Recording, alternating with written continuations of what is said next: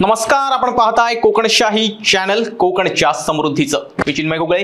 कोकणशाहीच्या सकाळच्या बातम्यांमध्ये आपणा सर्वांचं स्वागत.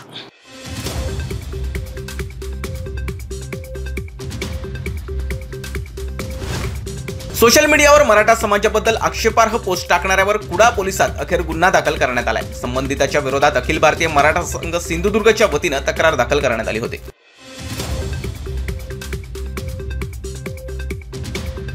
मालवण डांगमोडे येथे पंचायत समिती सदस्य संजय ठाकूर यांनी माजी खासदार निलेश राणे आणि दत्ता सामंत यांच्या उपस्थितीत भाजपमध्ये प्रवेश केला. यावेळी त्यांच्या समेत 500 ग्रामस्थ भाजपमध्ये प्रवेश करते झाले.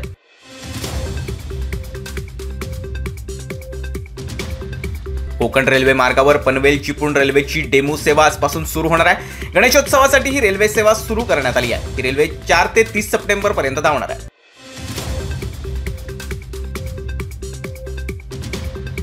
वातावरण निवळल्यानं खोल समुद्रातील मच्छीमारीला वेग आलाय. देवगड बंदरावरील बहुतांशी नौका मच्छीमारीसाठी जात आहेत. त्यामुळे गणेश चतुर्थीनंतर गजबजणारं बंदर आता नारळी पौर्णिमेनंतर गजबजू लागलंय.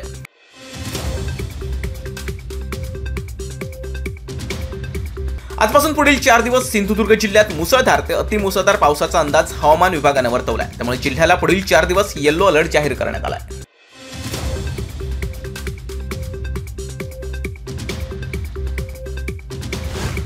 आणि याबरोबरच कोकणशाहीच्या सकाळच्या बातम्यांमध्ये इथेच थांबतोय. पण तुम्ही मात्र दिवसभरातील अपडेट्स आणि ताज्या घडामोडी जाणून घेण्यासाठी कोकणशाहीचं YouTube चॅनल आताच सबस्क्राईब करा. फेसबुक पेज लाईक करा आणि Instagram पेजला फॉलो करायला विसरू नका. धन्यवाद.